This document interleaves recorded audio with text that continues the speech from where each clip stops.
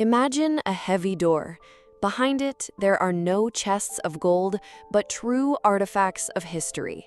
Deep inside the royal vaults, in halls untouched by daylight, lie treasures that once dazzled millions of eyes. They were crafted by the finest jewelers of Europe, worn by women whose names filled the newspapers, and today they linger like ghosts. They haven't vanished, nor been sold, nor lost their brilliance. They simply wait in silence, as if for a signal to return.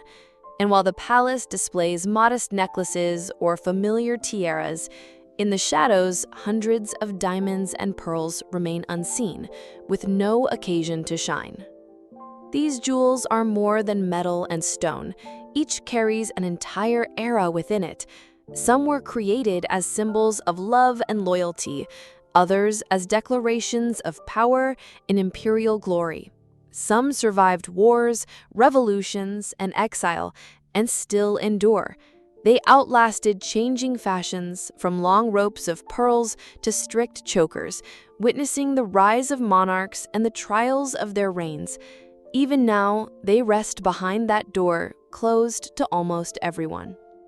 But what if tomorrow one of these relics were brought out of its case?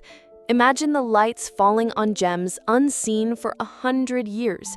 In an instant, the past comes alive, and royal fashion becomes a sensation once more. Because jewels like these never lose their force.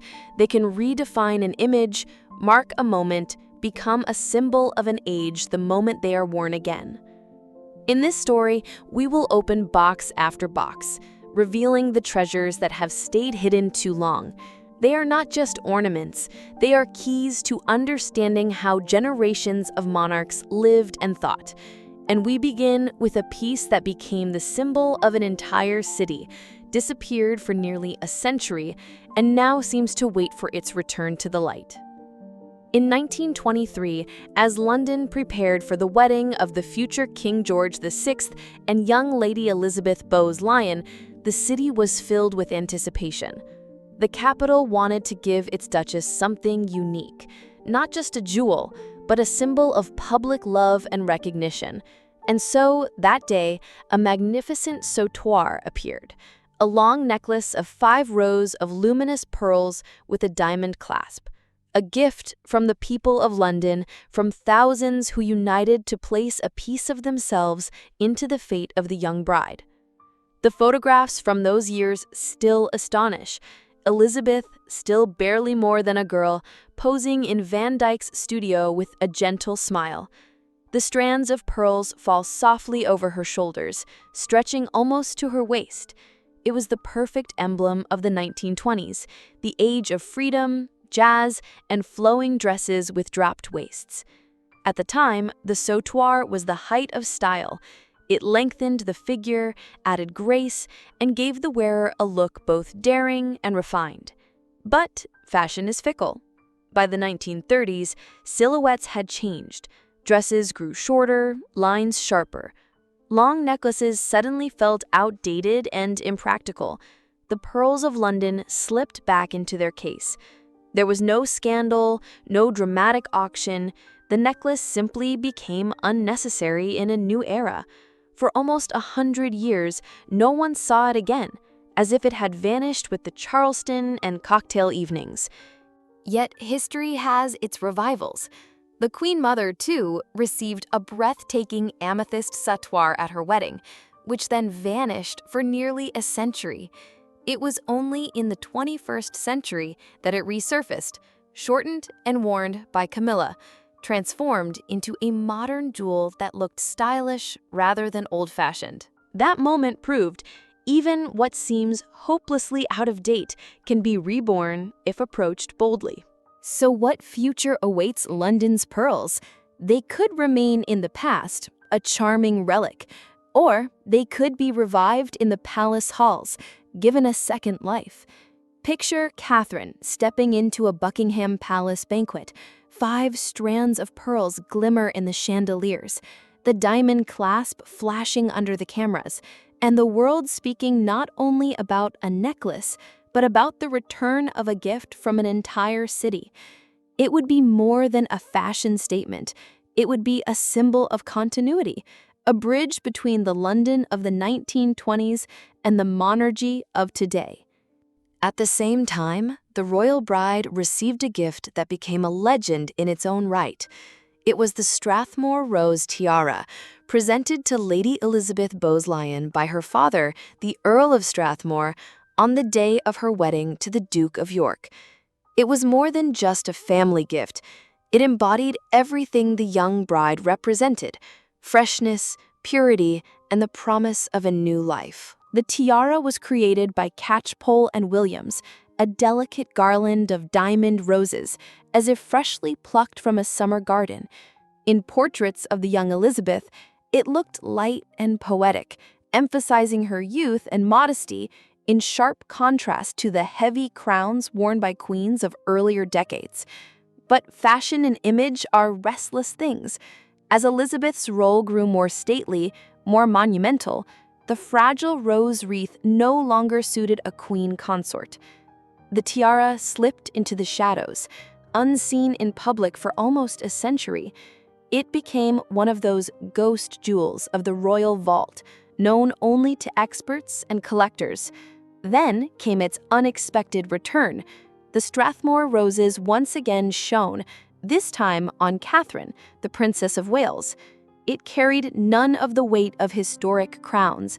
Instead, its airy garland of roses seemed to echo the spirit of another young woman whose charm captivates the world.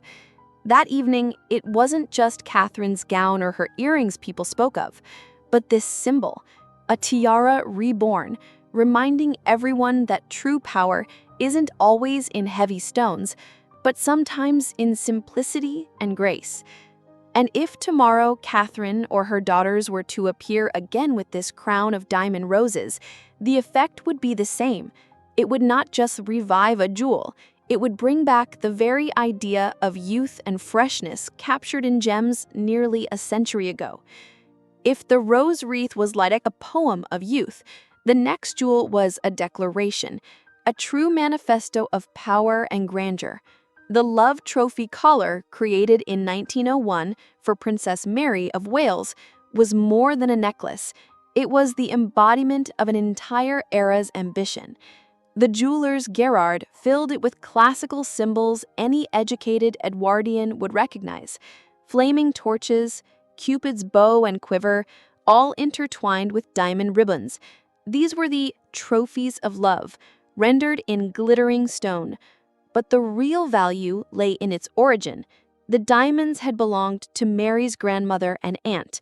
In this necklace, the personal and the political merged. Family memory transformed into a jewel that proclaimed the strength and ambition of a new royal dynasty. In the early years of the 20th century, Mary wore the Love Trophy collar in grand portraits. Its massive, intricate design perfectly suited Edwardian England, when the monarchy wanted to appear dazzling and unshakable. But the necklace was bound too tightly to its age. Fashion changed, women preferred lighter silhouettes, and these great rigid collars slipped out of favor. Even the Queen Mother, who inherited it, never dared to wear it. Elizabeth II kept it in the vaults, never seen in public. And yet, it never truly disappeared. Recently, it was displayed in Buckingham Palace, becoming one of the highlights of the exhibition. For the first time in a century, people could admire up close a symbol of a long-vanished era. That is the paradox. A necklace too heavy and theatrical for modern taste now draws attention precisely because of that excess. It seems to declare, yes, I am dramatic, I am grand, and that is why you will never forget me. The Love Trophy color shone as an open proclamation of strength and ambition, but not all royal jewels were made for grand halls and official portraits. Some hold quiet family secrets, speaking more of personal feelings than of power. Such is the story of the Teck Crescent tiara, a crown of moons and roses, carrying through generations an intimate, almost hidden chronicle of the dynasty. This tiara was born thanks to a woman of formidable character, Princess Mary Adelaide, Duchess of Teck, mother of the future Queen Mary. She inherited a cascade of diamonds from her aunt, the Duchess of Gloucester, and decided not to let them remain loose stones. Instead, she transformed them into a symbol, a crown of 20 glittering crescents set between diamond roses.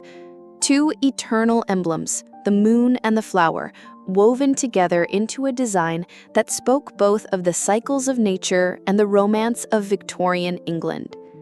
When the Duchess passed away, the tiara went to her daughter, Mary, and later to the young Queen Elizabeth, wife of George VI.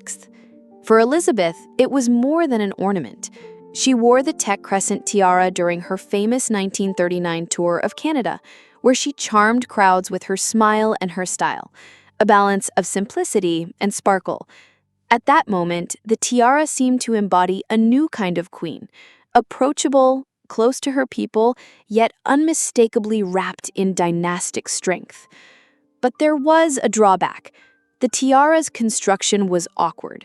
To look truly majestic, it needed a tall hairstyle, and not every fashion of the time worked with it. Slowly, it appeared less and less. After it passed to Princess Margaret, it was seen only occasionally.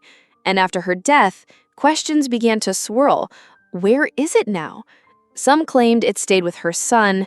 Others insisted it had passed to Camilla after her marriage to Charles.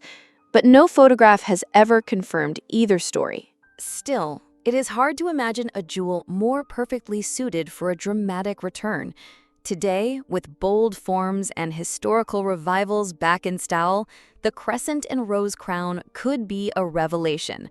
It fuses Victorian romance with modern strength, and if tomorrow Catherine or Camilla were to take it from its case, the world would not just see a beautiful tiara.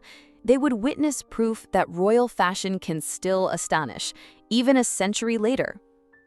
From a tiara of moons and roses, we move to a story where color itself takes center stage, rare, mysterious, and always symbolic.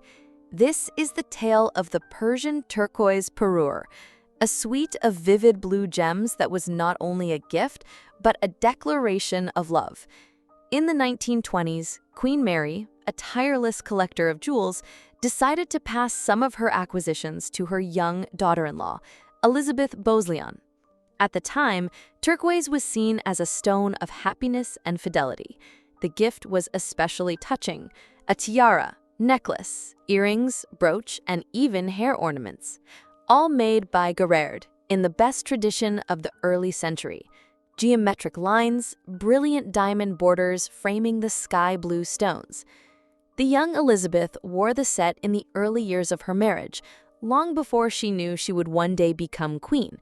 But her style evolved. As the wife of a monarch, she gravitated toward grand diamonds and serious gems befitting her new role.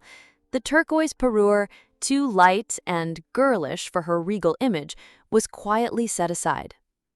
Its second life began in 1951, when it was given to Princess Margaret for her 21st birthday. For the young sister of Elizabeth II, it was the perfect starter kit of a princess. The vivid colors stood out against her dark hair, and the design itself reflected both her delicacy and her independent spirit.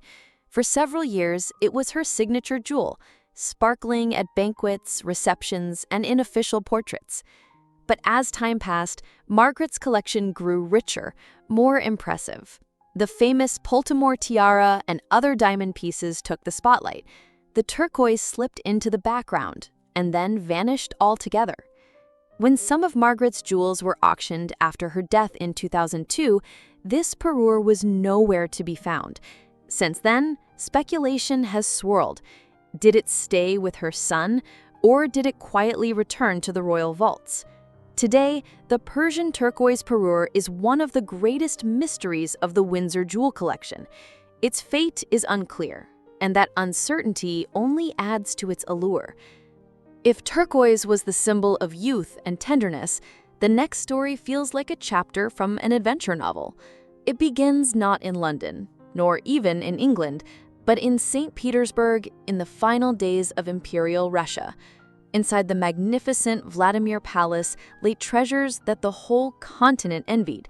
Among them, a grand Riviera necklace of enormous diamonds, owned by Grand Duchess Maria Pavlovna, one of the most influential women at court. When revolutions swept away the old order, the jewels had to be hidden. They were locked in a secret palace safe, and for a time, it seemed they would remain forever trapped behind the walls of a country no longer theirs. But then came a dramatic twist. A family friend smuggled the gems out, not in armored trunks, but in modest travel bags, as if they were ordinary belongings.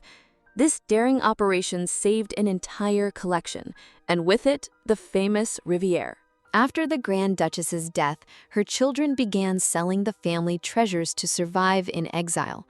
That is when Queen Mary, a passionate collector and master of reinvention, entered the story.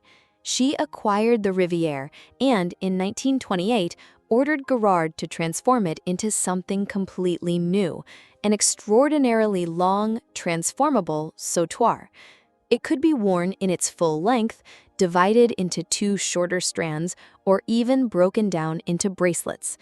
In the 1930s, Queen Mary often wore it at receptions, the sautoir gleaming like a cascade of light flowing down her gown. But after her death, it passed to Elizabeth II, who famously disliked long necklaces. She called them impractical and even joked they were a nuisance at dinner. And so the sautoir, a jewel that had survived revolution and escape across borders, spent decades locked away in drawers. Today, it is remembered as a forgotten masterpiece of jewelry engineering. Its clever construction allows effortless adjustment of length, making it perfectly suited for modern fashion, where versatility and boldness are prized again.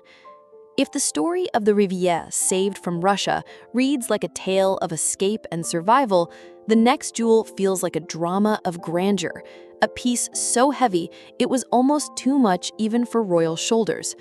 This was Queen Mary's monumental diamond stomacher, created not for delicate beauty, but for the sheer display of power. In 1920, Mary decided to combine 2 of her wedding gifts from 1893, a diamond crescent from the city of Swansea and a stomacher presented by the Maharaja of Kapurthala.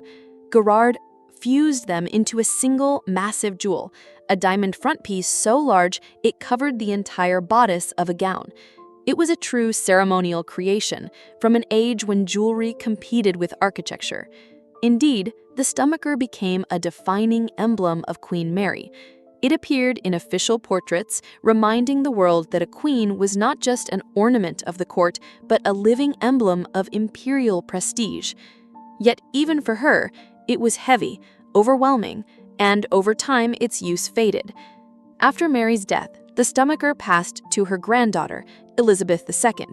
In her early reign, she wore its lower section as a dramatic brooch, cleverly adapting the legacy to modern style. In this way, the stomacher lived on in pieces, but as a whole, it has not been seen for decades. Only once, in 2002, during her Golden Jubilee, did Elizabeth II dare to wear the stomacher in full. That evening, inside Windsor Castle, she appeared with the massive jewel blazing across her chest like armor. It was a unique moment, the first and only time the public ever saw the stomacher in all its power. Since then, it has disappeared again, perhaps because, for the 21st century, such a construction feels too pompous. Yet that very excess is what makes it so desirable to those who dream of seeing grandeur return in its purest form. But if Mary's diamond stomacher was a display of personal strength, the next jewel became the symbol of an entire empire. This was the Delhi Durbar stomacher, created for one of the most majestic rituals of the 20th century, the coronation of George V and Queen Mary in India in 1911. The British Empire wanted to show the world its might, and jewels were chosen as the universal language everyone understood, the language of brilliance and rare stones. Gerard designed a vast diamond lattice like a cage of light, yet the true meaning lay not in its shape, but in the history of its gems. At the center sat the heart of the collection, the famous Cullinan 5 diamond, cut into the shape of a heart. Just below it gleamed another fragment of that legendary stone, Cullinan 8, set within emeralds from the Cambridge collection. Together they formed a symbol that could not be mistaken. This was not just jewelry, it was a map of the empire assembled from its riches. Diamonds from South African mines, emeralds tied to the Hanoverian dynasty, and Indian gold, all united in a single ceremonial image. But its magnificence was also its curse. It was made for one moment only, that day in Delhi when thousands watched George and Mary proclaimed Emperor and Empress of India. In everyday life, such a creation was too heavy, too ceremonial. After the coronation, the stomacher was never worn in its full form again. From time to time, parts of it appeared, a brooch here, an element there, but the imperial armor remained in the past. Today, it survives as a relic of a vanished era. In the 21st century, such a symbol cannot be worn without consequence. It is tied too closely to the memory of empire and colonial rule. It remains a monument rather than an accessory, yet that is what makes it so haunting. Every time its photographs resurface, viewers are struck not so much by its beauty, but by the sheer scale of its ambition. And that is its true force. It reminds us that royal jewels were sometimes not about elegance, but about power.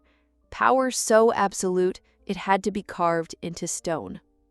Among all the diamond fringes we are used to seeing in royal wedding portraits, there is one relic that stands apart. This is Queen Adeline's fringe, a jewel that can be called the ancestor of an entire genre.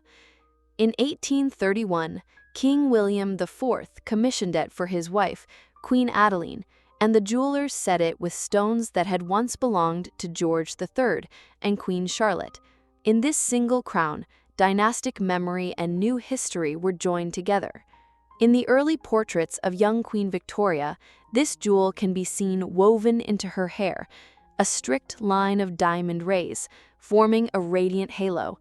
In Winter Halter's famous painting, The 1st of May, the fringe became a symbol of the dawn of her reign. Later, in her widowhood, Victoria removed the tiara from its frame and wore the diamonds as embroidery on her mourning gowns. The jewel literally changed its form with the course of her life. Her daughter-in-law, Alexandra, used the fringe in an even more unusual way. At the 1902 coronation, she fastened it not in her hair, but around her waist as a sparkling diamond belt. Mary of Teck attempted to restore its tiara form, but judged it too uneven, and commissioned a new, cleaner version.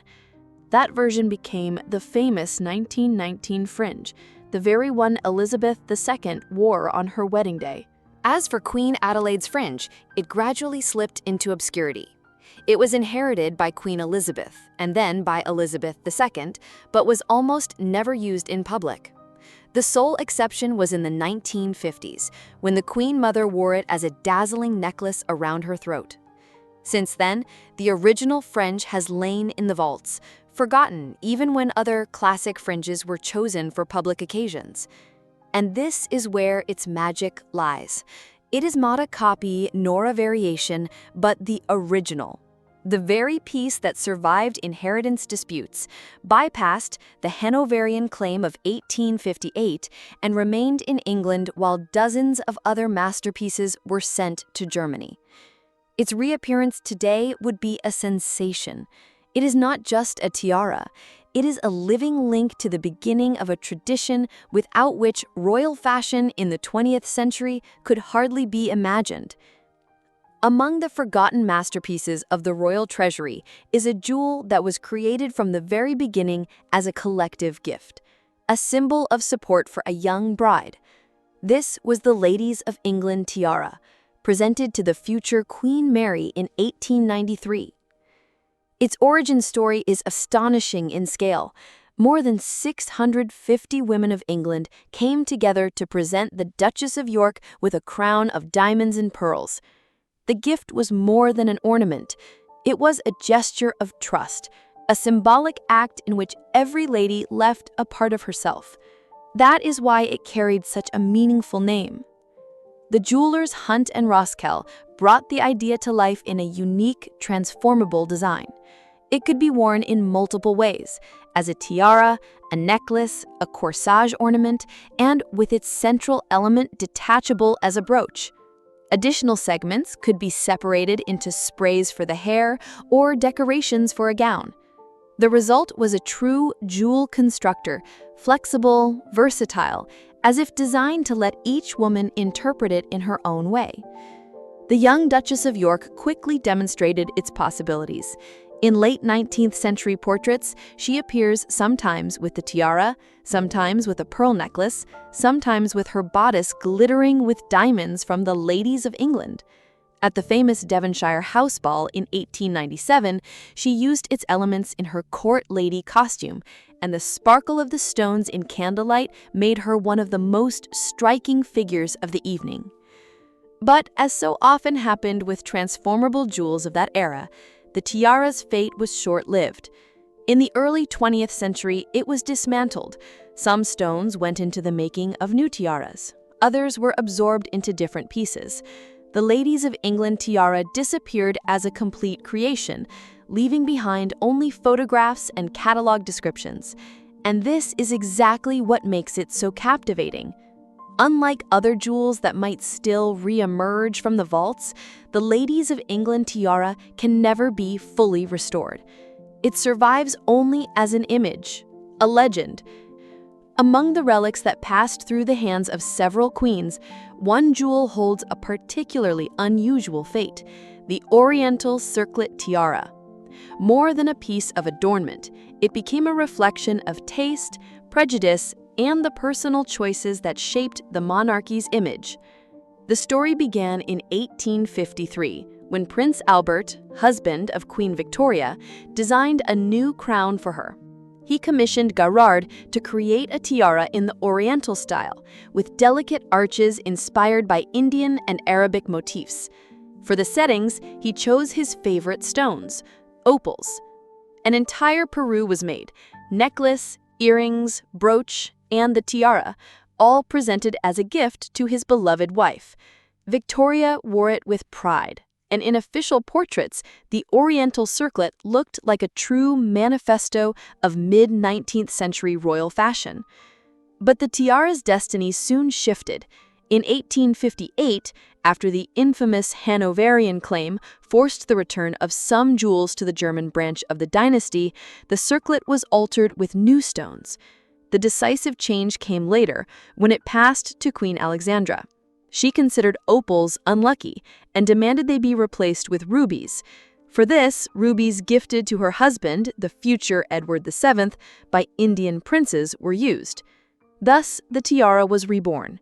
No longer Victoria's opal dream, but a ruby emblem of a new century. Queen Mary scarcely wore it, preferring stricter designs. But Queen Elizabeth, the Queen Mother, turned it into one of her trademarks. In the 1930s and 1940s, the Oriental circlet appeared often on her head during visits and grand dinners. Bright rubies framed in diamonds sparkled under chandeliers, and for her it became more than an accessory.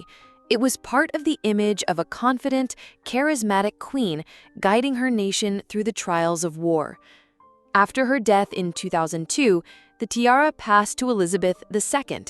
It seemed an ideal chance for revival. The young queen had few ruby tiaras, but her style was more restrained, and the circlet appeared only once, in Malta, in 2006. That single outing was both its first and last public appearance in her reign. Now it rests again in the vaults, a reminder that even in the world of diamonds, fate can depend on personal taste and superstition. And who knows, perhaps one day Victoria and Alexandra's ruby crown will blaze again under the lights, this time on the head of a new queen. Among all the forgotten royal jewels, one seems almost designed for a comeback today: the Sapphire Sunray Bando, an Art Deco tiara band that could fit seamlessly into 21st century fashion. Its history is wrapped in mystery. Some sources claim it once belonged to Empress Maria Feodorovna of Russia, mother of Nicholas II. and was taken out of St. Petersburg with other Romanov treasures. Others believe it entered England later, directly into Queen Mary's collection. One thing is certain, by the early 1920s it was already sparkling among her jewels. Created by Gerard, it was shaped like a flexible bando, with diamond rays fanning outward from a large central sapphire. The design was the very essence of Art Deco: geometry, symmetry, and bold simplicity. And as Queen Mary often did, the central stone was interchangeable. Sometimes she replaced the sapphire with an emerald, instantly transforming the piece into something entirely new. But it was Princess Margaret who adored it most.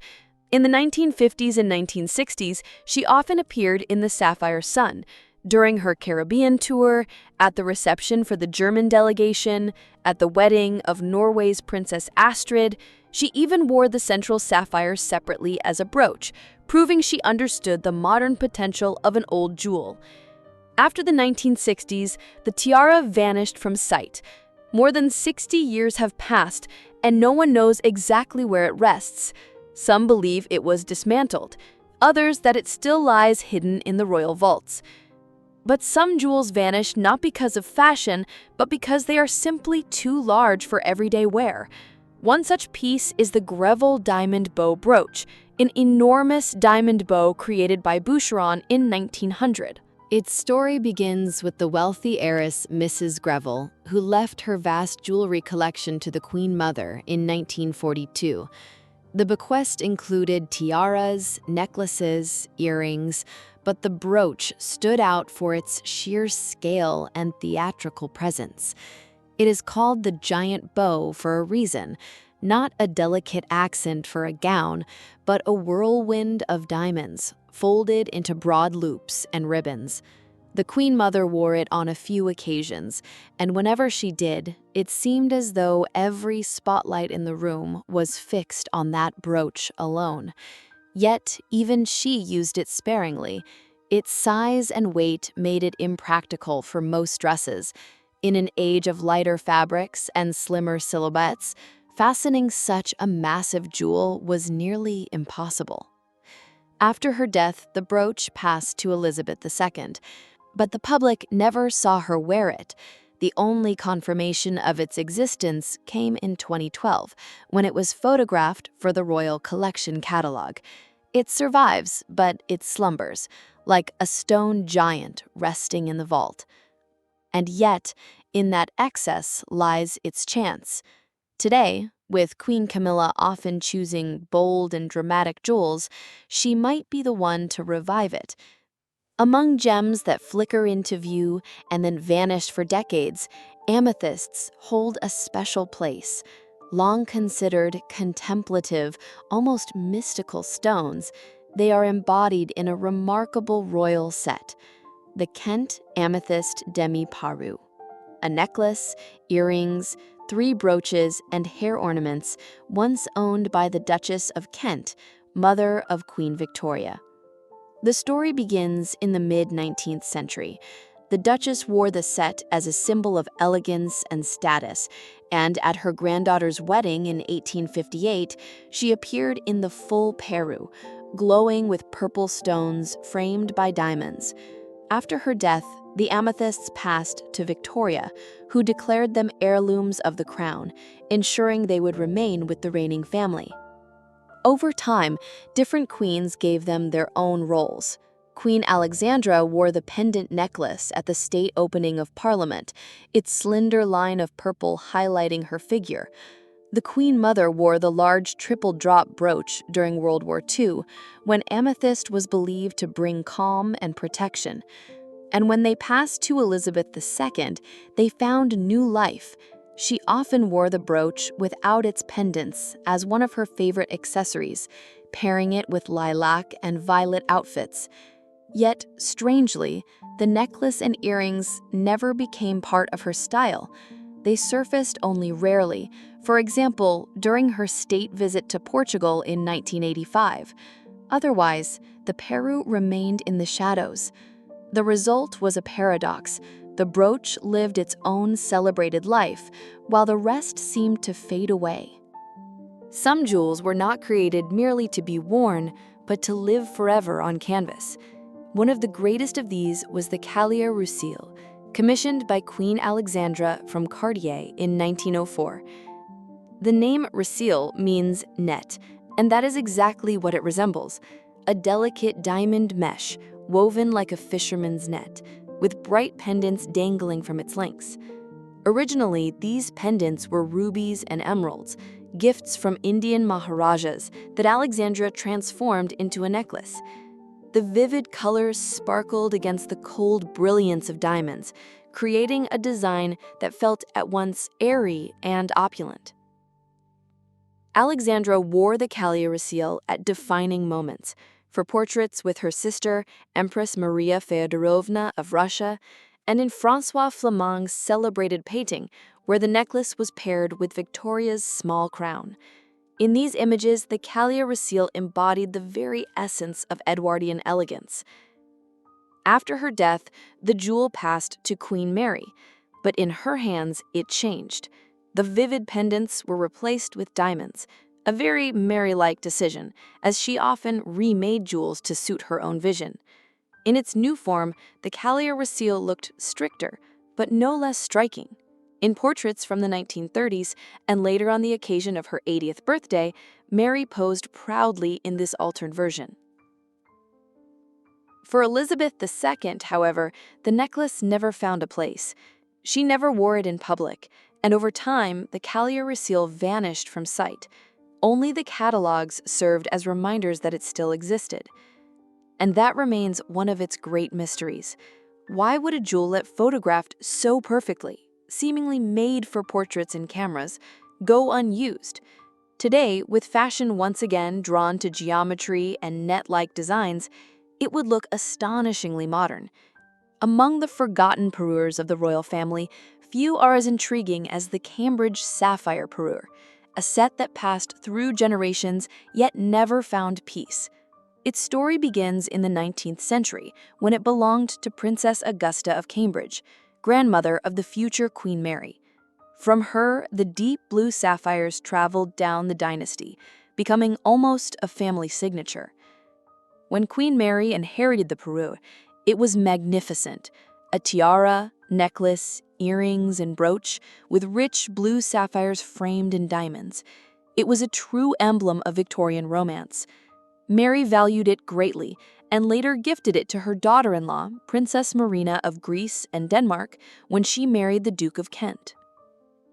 In the Kent family, the sapphires lived on, passed from mother to daughter, then to granddaughter. They appear in old photographs. In the 1930s, the 1950s, even the 1970s, the sapphires still shone in society pages. But by the end of the 20th century, their fate took a dramatic turn. The Kent heirs chose to part with them. The tiara and parts of the set were sold, while the remaining elements were transformed into new pieces. The necklace, for example, was remade into a new tiara for the Duchess of Kent. Thus, the Cambridge Sapphire Parure vanished in the form it had held for nearly a century. Today, it survives only in archival portraits and catalog pages. Its story is a reminder that even royal treasures can change, be lost, or be reborn in new guises. The royal vaults are filled with treasures that have witnessed weddings, coronations, wars, and triumphs. Some have vanished forever. Others merely wait for a bold gesture to bring them back into the light. But the most astonishing part is this: none of it is fantasy. These jewels exist. They are real. And at this very moment, they may be resting in their cases behind the palace's heavy doors. All it would take is for them to be opened, and the past would come alive. And so the real question is this: on whose head, on whose breastplate of silk will we see them shine again?